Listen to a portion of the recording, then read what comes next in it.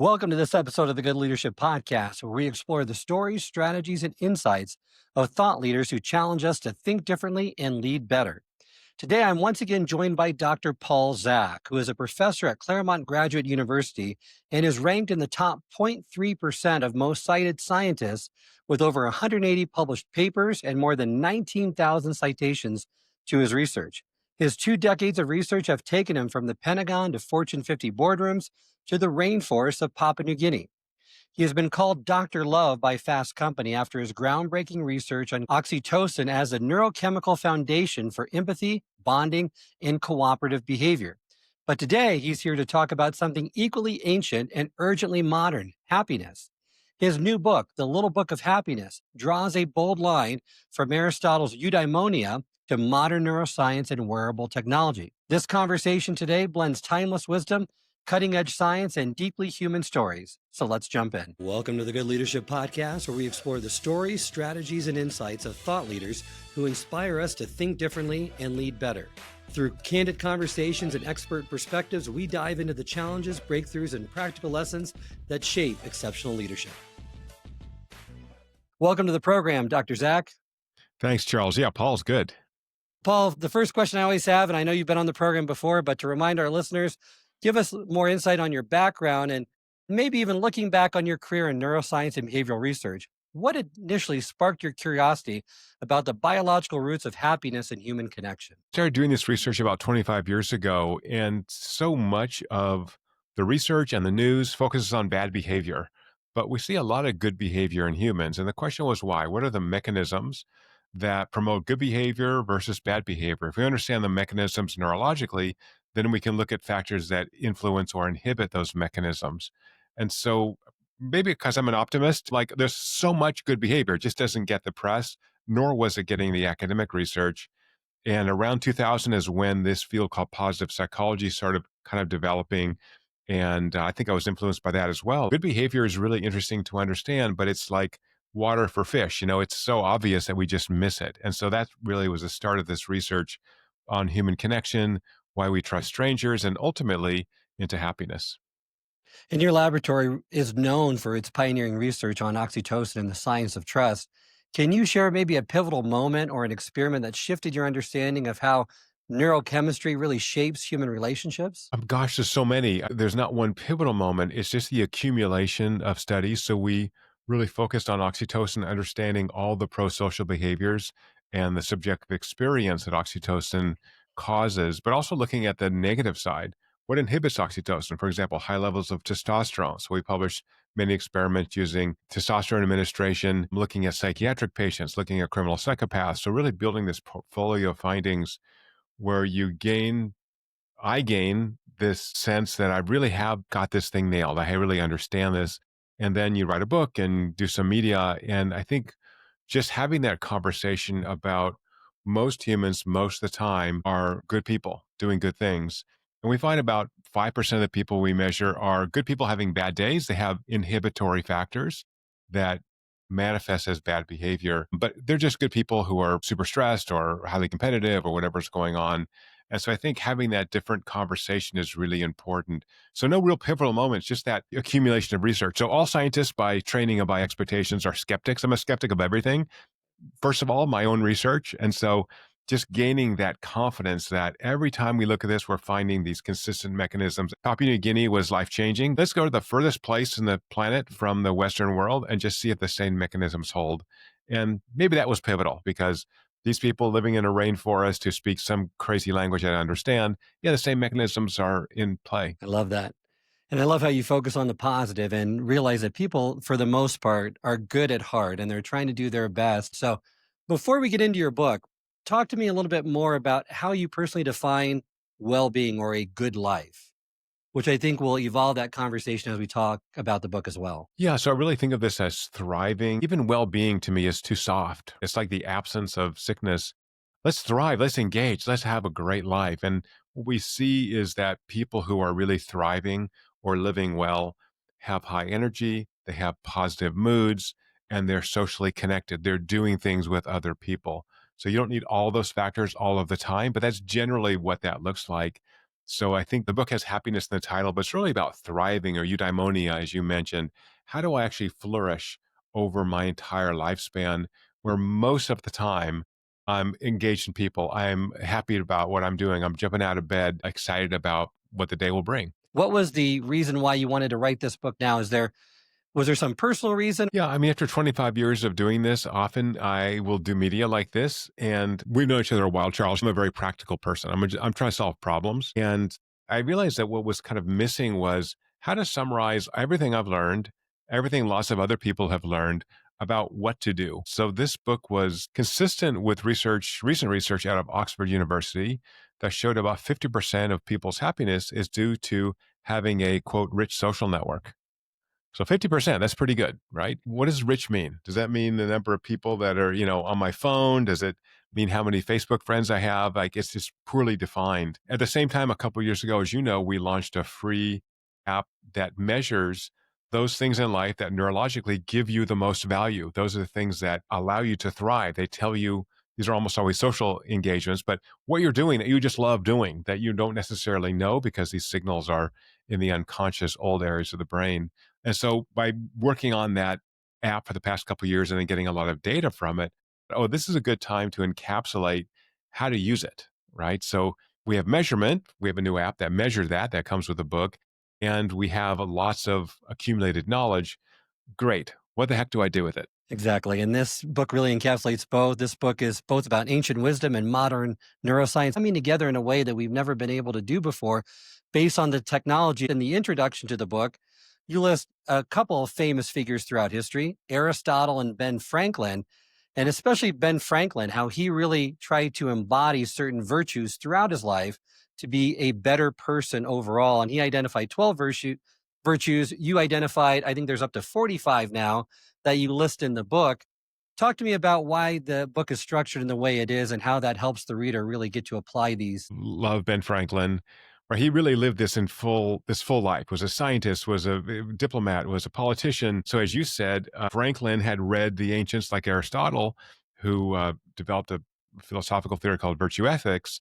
That we are happy when we're virtuous. So let's talk about that. And Franklin, as a practical person, too, put that to practice in his own life. So if we think of the opposite of virtue, those are sins. So the seven deadly sins are deadly because they are selfish. They're like, I'm more important than you. Virtues are pro-social. They're like, you're important. I'm going to give to you. So now we get back to this motivation for the book. Why would I ever help someone else, friend, stranger? Well, because we have a particular neuroanatomy that gives us value from being of service to others. It makes us happy when you're happy. We share emotions with others. And so, how do I build up that rich social network? I've got to invest in relationships. How do I do that? I've got to actually behave in a virtuous way. I've got to put you ahead of me at least some of the time to show that I'm invested in this relationship. So before we started recording, we were just catching up a little bit off air, and our kids are all young adults now. And the great thing about having kids out of the house is you have this gift of time that you don't have when you have kids living with you. And so you can develop new hobbies, you can develop new friendships. And so over the last 10 years, I've developed brand new friendships with an amazing group of guys, and we do some crazy fun stuff together, but I'm investing in those relationships. I'm investing time, I'm investing energy. I check in on them, they check in on me. Those are virtuous behaviors. So you got to have these people's backs. And so once you have that people's backs, like, what do I do? So this is literally, as you know, a little book. It's 8,000 words. It's meant to be something you read over the course of 6 months or so. And it just gives you exercises that will give you an idea or a method to invest in those social relationships. And here's where the paradox is kind of interesting. Let's suppose you're the most selfish person in the world and you want to live a longer, happier life. So we know that happy people live longer substantially. What do you have to do to live a longer, happier life? You have to invest in relationships. Even if you're a selfish bastard, you got to actually build friendships and be virtuous. Now, of course, that is a paradox because selfish people are generally not virtuous. They're self-focused. But that's the kind of hook we have. And I think there's so much out there in the world in social media. And the standard view in evolutionary biology and economics is, why would I give away my resources, my time, my energy? Oh, because we need those. We only thrive when we're engaged with other people. So just to finish that long explanation, because it was such a great question, we find in the data using this free app called Six that measures the things that give you the most value in life, that across all the people who have been using this anonymized data, about 80% of those high value moments are social. So for me, I write every day. It's part of my job. I'm writing scientific papers or blogs or whatever. And I'll get a key moment if I'm doing a really fun writing project. Like I like the writing part, I like the creative part, it's technical. But most of my key moments are talking to my wife, talking to my kids, seeing my friends, playing with a dog. Those are the things that remind us that we are socially connected. And it's so valuable to have that person who will check in on you or you check in on them. I call these the 3 a.m. friends, right? These are friends that you can call at 3 a.m. and go, I'm having a crisis. I need you to show up. Come to my house now. And I think I've done that once in my life. And I had still a very dear friend who showed up. I was having a family crisis. That's extremely valuable. So I think the book is about how do I develop a couple of those 3 a.m. friends. The data suggests if you have two or three people that you can call anytime that will be there for you, that's not outside your family, you're in great shape. You're in great shape for the rest of your life. So I've got to develop those relationships. And I'm sorry, I'm such a nerd. I think for normal humans, we have friends, we hang out, we go to games or whatever. But I'm trying to systematize this because I think for a lot of people, particularly younger people, they have difficulty building those relationships. And for me, like you, Charles, I probably work too much. I love my three jobs. I work 7 days a week because I want to.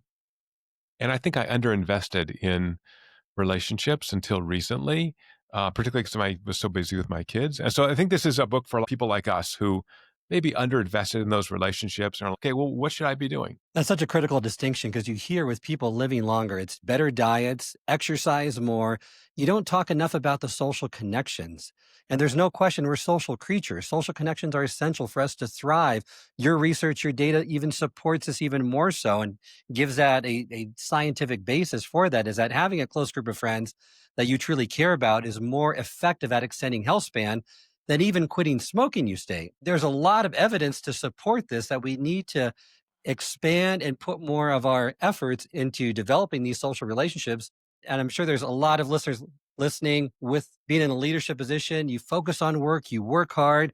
And usually the thing that gets shortchanged is your social relationships with family, with friends, because you feel like you need to climb that corporate ladder. You're doing what you love, you're doing research, but we can't forget that having a rich social network means greater happiness for the most part. It's not just the quantity, it's also the quality. And we need to invest in those relationships and make sure that we're putting that as a priority if we do want to live a long, happy life. And also, I think this is like put on your mask first before you can help someone else. So if you are struggling in your personal life, if you're feeling just beat up and burnt out, you're not going to be a great leader. You're not going to be able to engage with other people. So there's this old saying, which is true in neuroscience, that neurons that fire together wire together.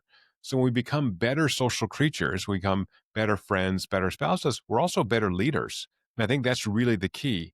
If I'm just a work machine and then I go home and I can't engage with my spouse or my kids, that's not a sustainable leadership approach. So I have a friend who's a retired Navy fighter pilot who's the most charming person. This is why he was a commander of a squadron. You'll follow this guy into hell. He's so damn charming. Now, he just has his personality. He's amazing. But imagine from a leadership perspective, if I can use the exercises in the little book of happiness, and it's a book of exercises, strengthen my social skills, become a more charming, more persuasive, more engaging leader. Think of the win-win space I have there, and also a better spouse and a better friend. I'm winning on all those dimensions. And if you don't believe us, listeners, Dr. Paul Zak has plenty of evidence to back this up as well. So the science is there, it's clear. And the brain is constantly adapting to our internal and external environments. And by following the program that's laid out in this book, you can strengthen the social connection networks in your brain and realize the benefits. The book comes with a free app that allows you to measure this so that you see it happening in real time and hopefully these happiness moments increasing as part of your everyday life. The initial data stay private to the individual with the app, but also what thriving means to you, Charles, and what it means to me are going to be different things. The sort of blanket approach that we've talked about so far, which is invest in relationships, be a better leader, all good advice. But how do you do it? What are the most important relationships in your life? And we're all in teams. I was recently working with the Navy SEALs, and these are guys who are towards the end of their career, and they're going to get transitioned out and back into civilian life. And they all start using the app.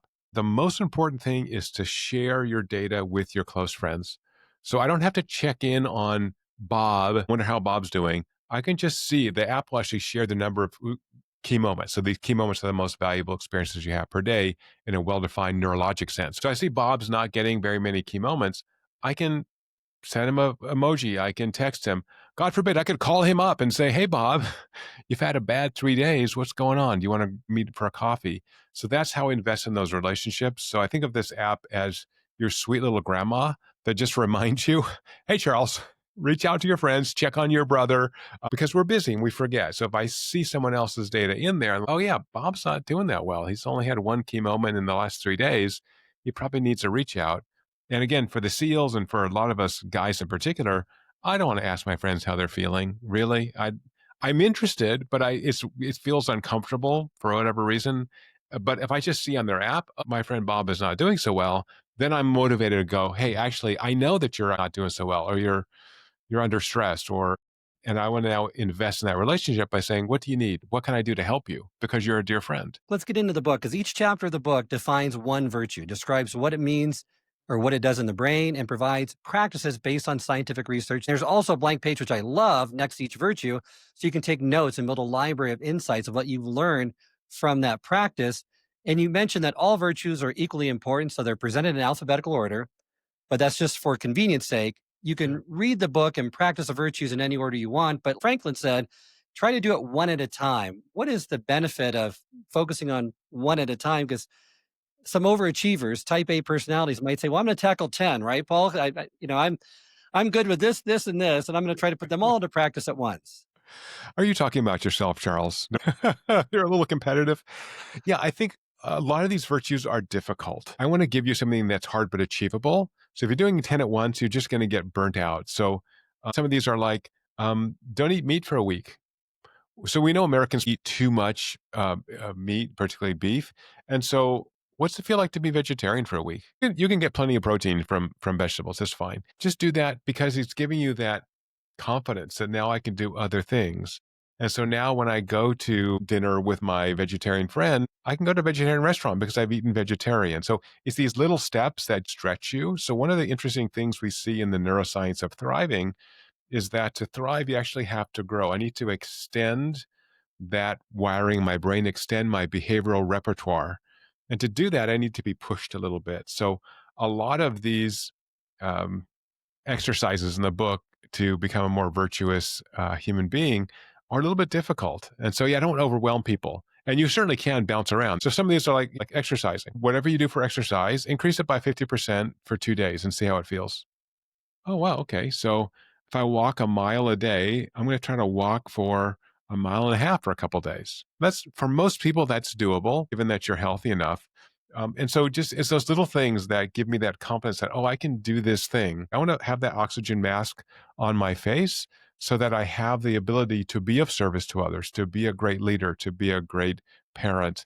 And to do that, I've got to make sure I myself have this sense of resilience. That makes sense. When I looked and read through the book, I was curious, which virtues do you think are the most overlooked today? It's a great question. I think it's such a personal question. For me, I can only answer it personally. One of the virtues is silence. It's very hard in the busy world we're in. This is funny because this is social, right? But with my friends, when we go to happy hour, have coffee, sometimes I'm such a nerd, but sometimes if I have a good group of friends, I'll prepare topics. Like, here's some stuff I've been reading about or thinking about. I'd love to get their feedback.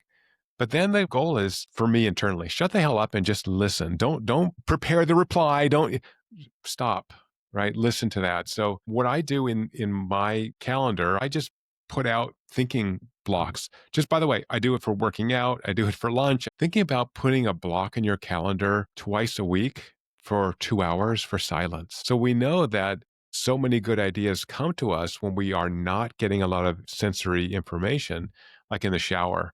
And so, why not build that into your calendar? For me, it's been a huge help. I get so many good ideas. I do it walking because I'm just too hyperactive. So, it's hard for me to sit still for very long, but I will just go out and hike without a book, without ear pods, and just let my mind wander and just be embedded in that experience. I've heard from a lot of leaders to say they're in execute mode all the time. They don't have time just to ponder their thoughts, to think more deliberately about them, think deeper, and they're just executing throughout the day. On weekends, they have no downtime. So that's definitely one that I see that needs to be more of a focus for many leaders. One for me that I always struggle with is patience. It's one of the rarest virtues in the modern world. And it's difficult for me because everything is engineered around me for immediacy, right? Right. Impatience has become more normalized for me in an everyday practice. So I've learned that professionally, and my kids and my wife, they teach me that every day. Can I offer you a suggestion? So again, this in this world of neurons that fire together, wire together. One thing I did years ago, because I'm very impatient like you, because I got a lot to do, get out of my way, is I'm a very impatient driver. So I just put a sign in my car that said patience. I just pasted it on my dashboard for 6 months, rewired my brain to just take a breath. You're only going to save 30 seconds or a minute. It's not a big deal. No reason to risk anything, a ticket or being unsafe. And so we need that constant feedback. And that's why the book comes with the app, because without that feedback, it's very difficult to change our default behaviors because our neurons have already wired together to do a certain thing. So just a little teeny reminder is sometimes all we need. Or your dear spouse reminding you in a nice way. Being more deliberate, having reminders helps out a lot because if it's your default setting, like it is for me, it's not something that I'm going to deliberately, consciously pay attention to or be aware of. Right. So you're right. Talk to me now more about the research that says about self awareness and feedback. So the research suggests that to change a habit, you need about 90 days with feedback. So this book is just a setup to have you identify those one or two virtues you really want to work on, because you're going to explore a bunch of them, and a little feedback mechanism, your sweet little grandma app who's going to remind you to do these things nicely. And so we are adaptable. So I think one of the perhaps interesting findings that people in neuroscience that people don't know is that not only can we establish new pathways even as we get older, we can actually grow new neurons. And so I think about 15 years ago, really interesting research in animals and then in humans showed that we can produce new neurons in areas of the brain in particular associated with forming long-term memories, in areas that allow us to process and regulate emotions. And so if we think about one of the factors that is found in the data on when people get happier in their life is as they get past middle age. So your kids are out of the house, you have a little more freedom, your career generally is established. And so by having a little bit of that space, again, we're back to silence and adapting to this new environment, we're able to invest a little more in ourselves and what is really important to us. And our brains learn how to emotionally regulate better. So when we look at the number of good and bad moods that people have across the lifespan, as you get into your 50s and older, people just tend to have more positive moods. And that's great. So all I want to do now is have you lean into that and use those positive moods to form stronger connections with people around you. And if we think about the underlying brain basis for connecting to others and to get these high value moments neurologically, they are being present and being emotionally open. Now, who do we want to be around? Someone who's distracted, who's just running like crazy, or someone who's not sharing how they feel about things and not understanding how you feel? No, those are actually the two factors that make us better social creatures, being present and being emotionally open. That's what the app is measuring. And that's what these exercises teach you to do better. And that's, I think, again, where the patience comes in, where the silence comes in. If I really value this relationship, I do want to shut up. I do want to be patient with him or her. So I'm fascinated by all the humans. I worked a lot with psychiatric patients, and their brains are working differently, but they still are human beings. And it is so interesting to interact with people with schizophrenia or traumatic brain injuries. They're struggling to fit into the reality that most of us see, but their brains working differently. And to me, that's a real sense of compassion. I don't want to think, oh, you're a weirdo or there's something wrong with you. It's a person's brain just working differently. And guess what? All our brains are working differently all the time. So we're all weirdos, and that makes life interesting. But that means we also have to be accepting of people as they are and not want to change them. We can just change ourselves. Great advice. And you mentioned too that Franklin needed that feedback as well for the virtue of humility. Only after a Quaker physician told him he was overbearing did he change. And that moment might have been uncomfortable, but it was transformative for him. And in neuroscience, we call that prediction error signals. When someone gives us honest feedback, the brain detects that mismatch between what we think we are and how others perceive us. And that hopefully that mismatch will then open doors for new learning, destabilizing those neural pathways so new ones can form. And I find, no self awareness, really, then no behavior change. No feedback, no long term habit formation. I mean, those two are so critical for behavior change and habit formation. Talked with a lot of the leading habit scientists like Wendy Wood out of USC and BJ Fogg out of Stanford, and they both say the same thing about this. You got to have the self awareness, you got to have that feedback to really form these patterns, these habits. Otherwise, there's default neural pathways that your brain will default to, and you'll just go back to that same behavior. And who better to give us that feedback than people who care about us? So, one of the wonderful things about being an older male is I'm so comfortable telling my guy friends I love them now. These are like my brothers. They know I will always be there for them. I can count on these guys. And by the way, if I'm doing something stupid, please let me know. And so, kind of being able to have that level of I don't have a good word for this, intimacy or connection, where you can just say, terrible idea. I'll give you a concrete example. A very dear friend of mine was having a small midlife crisis, very favorite, very famous guy, decided to run for Congress. I'm not having a big enough impact on the world.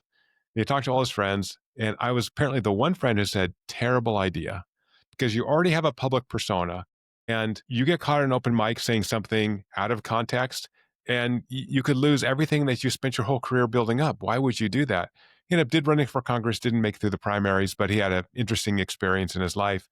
But that's the level of, if you love someone, you can actually tell them the honest thing, not in a mean way, but here's the reasons why I think this would be a bad idea for you. Now, he ignored my advice, but he has said later, you're the one person I think that was really honest with me. Well, okay. He's one of my best friends. Again, he is like a brother. So what's better than having five brothers who are just dear, dear friends? You can help, which makes me very happy. And also who can help me when I need it, or I'm doing something stupid, or I'm just having a bad day. Another advantage of having a strong social network, you have to be vulnerable, you have to let people in, and everyone has blind spots they can't see.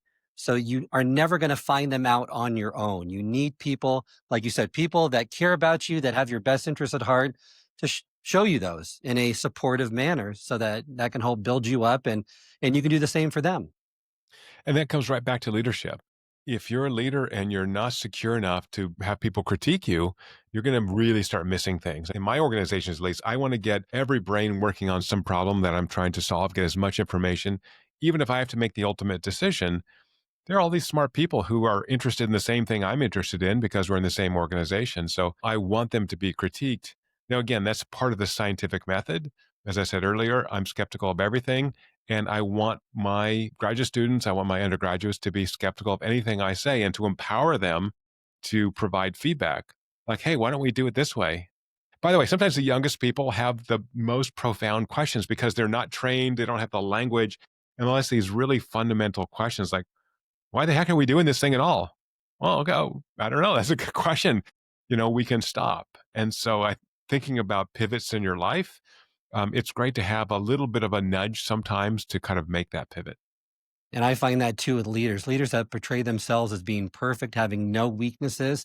They don't connect well with the people that are following them. They have to show more vulnerability, show that they make mistakes too. And you're right, open that area for discussion. Make sure there's psychological safety there and they're doing it with the right reasons. But getting all the brains working on the same issue, and getting either the devil's advocate approach or the de Bono's hats approach, but getting people to think about the problem differently and come at it from different angles is so critical.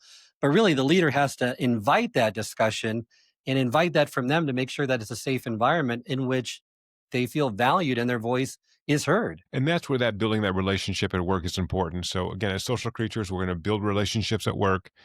You can go to happy hour with your direct reports. They're aware who writes the checks. There's no confusion there, but really investing that time. So I think last time we were on, Charles, I talked about the consulting got done with Zappos years ago when they were starting up. And they still have these monthly block parties. They want people to socialize with each other because it reduces the frictions we have at work and enables people to be honest when you're starting some new program, and we need as much information as possible. And so I do think honesty is one of those 45 virtues in the book.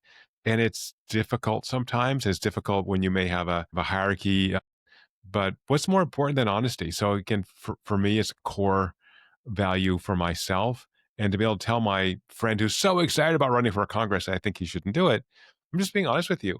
I love you. I'll support you. And by the way, I gave him money and I went to his events. Once he made that decision, I'm all in. I'm going to support you no matter what happens, but I'm going to be honest because I love you. If I don't love you, then I don't care. I just can lie or whatever and get out of the conversation. So I think we have to build, maybe love's too strong a word, but we have to have a caring environment so that, as you said, people are psychologically safe and then can be, hey, I really care about you. My pet peeve is the word human capital. You're not a machine. You're a human being.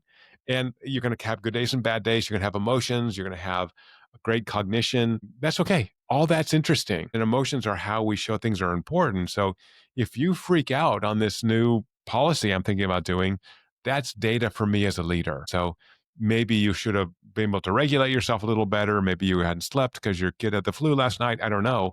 But I'm getting data. If you've got your oxygen mask first, if you are strong enough and aware enough of your position, then you could absorb even that negative data and see it not as stupid, hysterical person, but well, maybe I should put some weight on that because it might be valuable. It's a good perspective to have for leaders, you're right.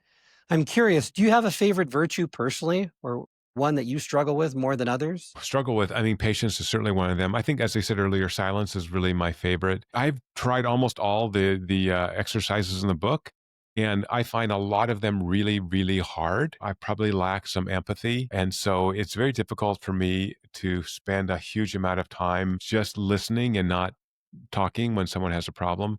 That's just my own issue. And so if I focus on silence, I think I'm getting better. Sometimes it's unhappiness. Someone's having a crisis and they want to share it with me and they're crying and I don't really know what to do with that. But if I'm just there, at least I'm doing something and attending to that person. A few of the ones that I wanted just to profile for our listeners, the overwhelming experience of the extraordinary. I think we focus so much on the negative that we're not looking for the positive. We're not looking even at simple moments that produce this sensation of awe. And you mentioned in the science, awe is activated by a region in the temporal lobe associated with changing one's frame of reference. What are some practical exercises that would help us in developing this virtue more? Yeah. So first of all, quieting yourself. That's a great example. So for all these virtues, you actually need to have sufficient bandwidth in the brain so that you can experience them. So I think awe is a wonderful example of that, where I don't have this experience of the expansive around me if I am talking on the phone, listening to a book, but I have to sort of slow it down.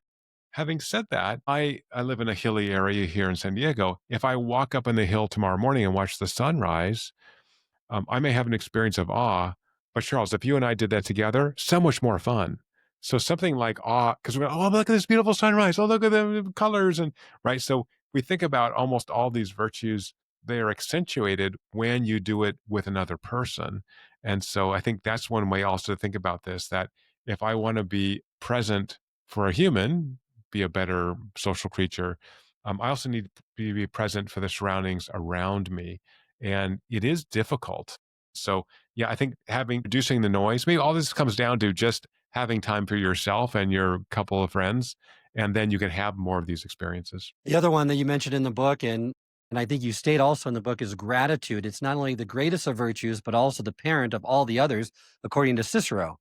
If we magnified our blessings as much as we magnified our problems, we'd all be a whole lot happier. And I try to instill this in my kids. I try to instill this into colleagues, is just focusing on the positive. What do you have? Because we always have a tendency to look up. We're not grateful for what we have and realize there's so many people below us that we could help, that we could benefit their lives in some way if we just showed more gratitude and looked with the eyes of service versus just trying to get more. Yeah, absolutely. And that's one reason as we get older, I think gratitude is easier and being a better social human is easier. Many of us have built up that capacity where we can realize how lucky we've been, how many people have helped us, how many mentors have stepped in to guide us. I think gratitude, I think Cicero is right, is really the parent of all the other virtues. That we're on this side of the earth, we're not worm food yet. And most of us have just lived these really blessed lives. And so why not share that with other people? And by the way, be happy about it. We got to where we are. We're not suffering. We're not homeless. We'll have some bad days and good days. But I think I've been extraordinarily lucky in my life and have worked very hard. I'm sure many other people listening have been very lucky too. And just to share that with somebody else, I think mentoring is a great way to show gratitude. It doesn't have to be a formal mentoring relationship, but think about the people you can help. So when people say, "What are you doing now?" Say at this stage of my life, I'm a service dog.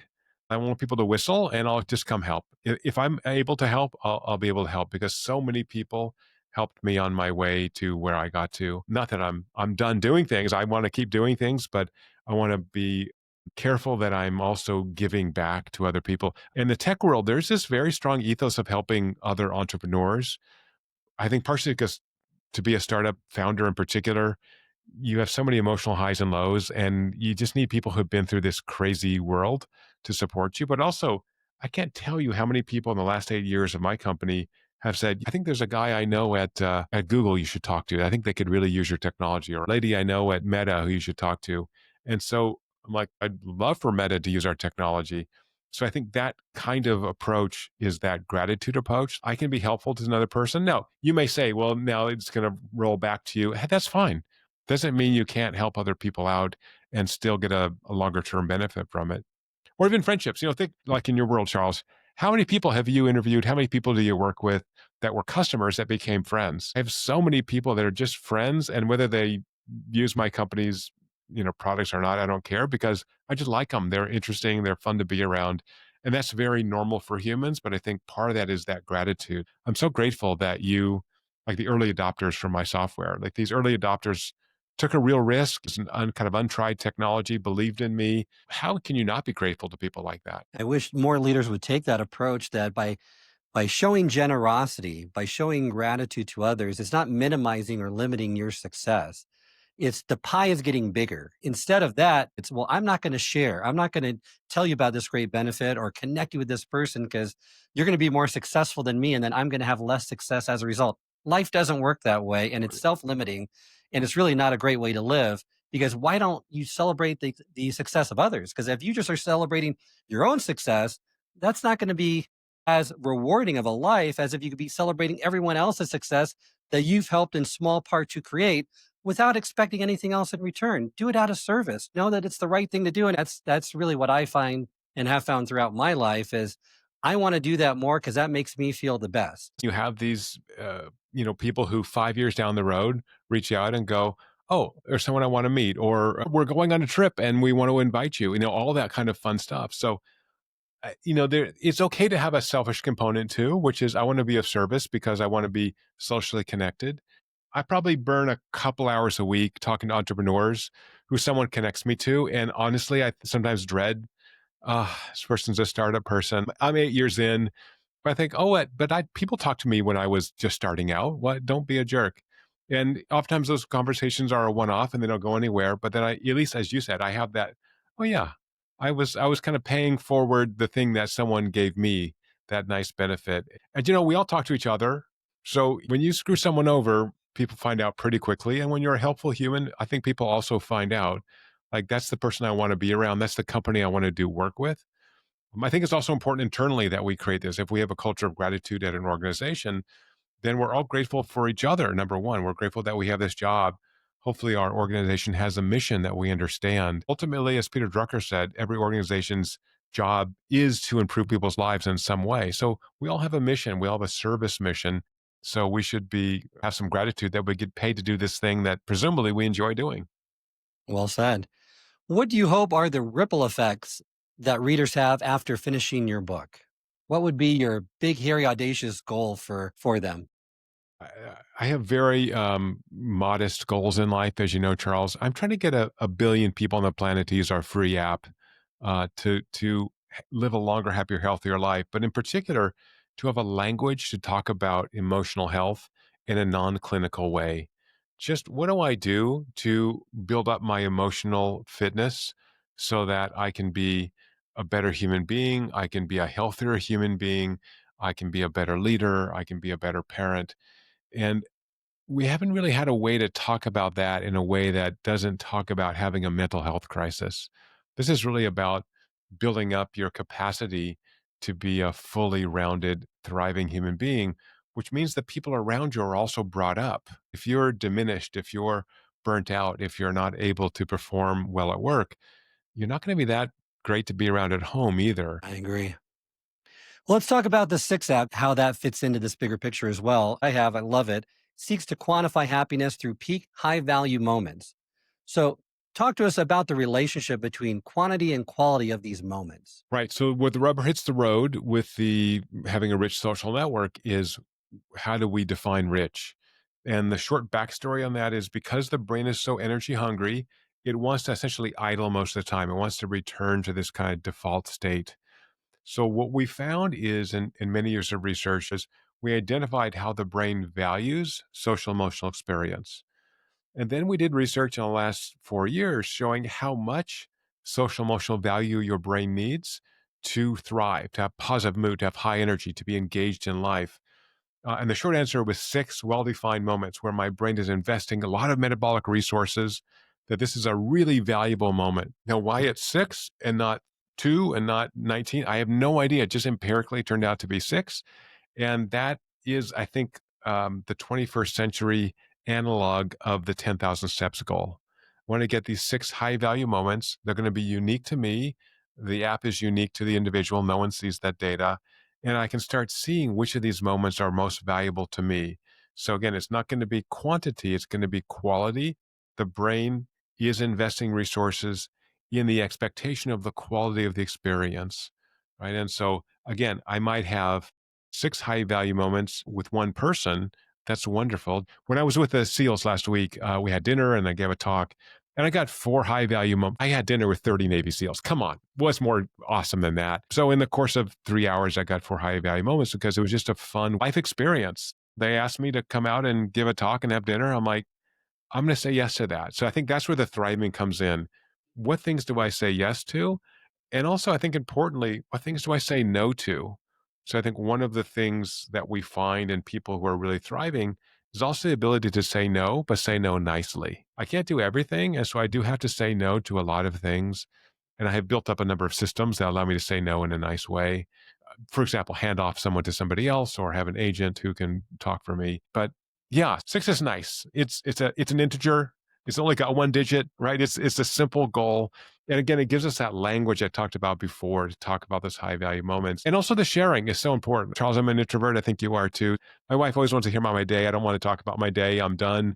But she has my app. You'll see like, oh my God, you had like seven high value moments. What the heck happened today? I'm like, well, it was this amazing meeting, or I got to record this podcast with my friend Charles Good. It was so much fun. And so it'll pull me out of my introversion. So anyway, I think that's a great way to check in on us and to have that simple, almost simplistic language. I just want to have six high value moments. Love that. So the app helps with happiness, but it also helps introverts becoming more social. They share Yeah, those stats with their loved ones. Great. I'm measuring right now.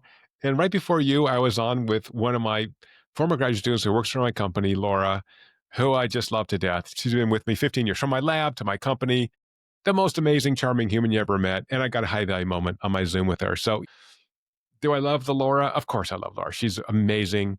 And it just reminds you, oh, yeah, I should talk to Laura more than once a week. She's a wonderful friend. That's an important thing to mention too, that this app helps you to identify those moments to have more of those. Be more deliberate. Once you know what's driving your happiness, hopefully moving forward, you can be more deliberate in scheduling more of those opportunities with those individuals. I wish I had said it as succinctly as you, exactly. And when we ask people on self report, what do you think your high value moments are? They have no idea because, again, these signals are deep in the old parts of the brain that are out of conscious awareness. So just having this app to learn about yourself and, as you said, lean into those things that are most valuable to you, you get to learn about yourself. And again, share that information with some people that you love and trust. Yeah, it's a real way to connect to others. Well, what you said too, I think is profound as well. Most people don't know what's driving their happiness, Right. which is counterintuitive to me because you'd think you would know this. It would be something that, oh, yeah, I know. When I hang out with these people, when I do these experiences, hey, I'm happy and life is great. But a lot of times we don't. Yeah, I call this the Freudian hangover. We think from this wacko Freud that if I just poke you the right way, I can make the unconscious conscious. Your brain doesn't work that way. Your liver doesn't work that way. Your heart doesn't work that way. So almost all of what your brain's doing is unconscious. You know me, Charles. I work really slow. So it just took me 25 years to figure this out. No big deal. But it's out there. It's proven by science. I love it. The app works great. Does it change the number of minimum peaks that you need to have each day if you have a lot of stress or going through a major life transition? There's also in the app this measure we call safety, which is, do you feel comfortable in this environment? As I said earlier, do you have the kind of neural bandwidth to really have a high value moment? If you see that your safety is consistently low, the first thing is to address that as table stakes. And so we do find that people, for example, who are ill will have very few key moments. And that makes sense. If you're not feeling good, you're socially withdrawn. Percent of those high value moments are social. But major life transitions, I think, also give yourself a break. You can go through a couple weeks and just have some bad days that we all going to go through, and then hopefully come out on the other side. And I think the companion of the book just gives you baby steps to try to reach out and then reconnect to those people who are really there to support you. And it is hard. What we find in the neuroscience, which is perhaps interesting, is when we want to have this nice reciprocal, caring relationship, strong connection, someone has to initiate it. And so the book is about how to initiate that, essentially, how to train yourself to do those things that help strengthen those relationships. So, one quick example years ago, just because I'm an introvert, I don't want to talk to people, I started talking to people in elevators, like when you're at a conference or hotel room.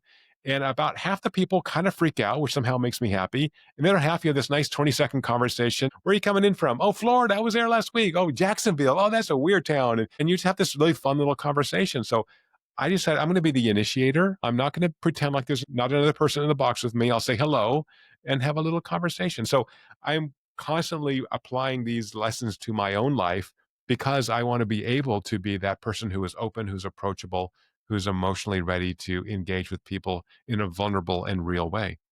I heard a great piece of advice that if you want to be more interesting, be more interested in the other person. Everyone's Mhm. favorite topic to talk about is themselves.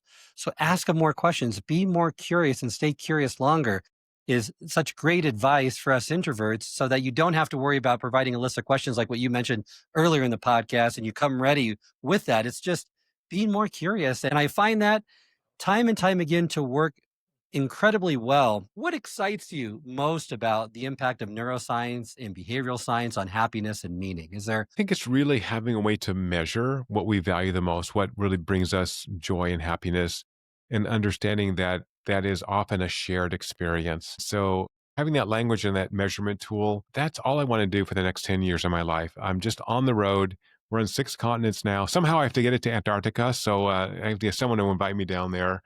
But I just can't think of a better thing to do with my, remaining professional life than talk about the science of happiness and thriving and give away a free tool so that people can be happier. I love that.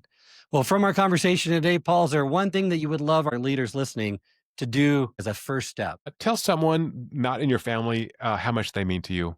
That's it. Practical, but perfect advice. Thank you so much, Dr. Paul Zach, for joining me today. Remind our listeners how they can get the book, get the app, and connect with you. The book is The Little Book of Happiness, A Scientific Approach to Living Better, available on Amazon, any online store. And the free app is at your6.com, your and the number 6.com. And if you have other questions and you're listening to this, you must be an awesome human. So you can just email me there. Thank you, Dr. Paul Zach, and thank all of you for joining. Remember, happiness isn't just something we chase, it's something we practice, something we build, and something we choose in small, repeatable ways. So if you're listening right now and you felt even one spark from this conversation, here's your invite. Pick one virtue, practice it today, track one high value moment, and then do it again tomorrow. You don't need a full transformation, but you do need one intentional act, one moment of presence, generosity, gratitude, patience, adaptability to begin rewiring your life. I hope this episode has provided you with valuable insights. If it has, I ask you to share it with someone who would also benefit from it. If you've been enjoying and gaining knowledge from this podcast, then subscribe to our YouTube channel where you can find all the previous episodes of the podcast and additional learning resources. You can also subscribe to the podcast on Apple or Spotify and leave up to a 5-star review.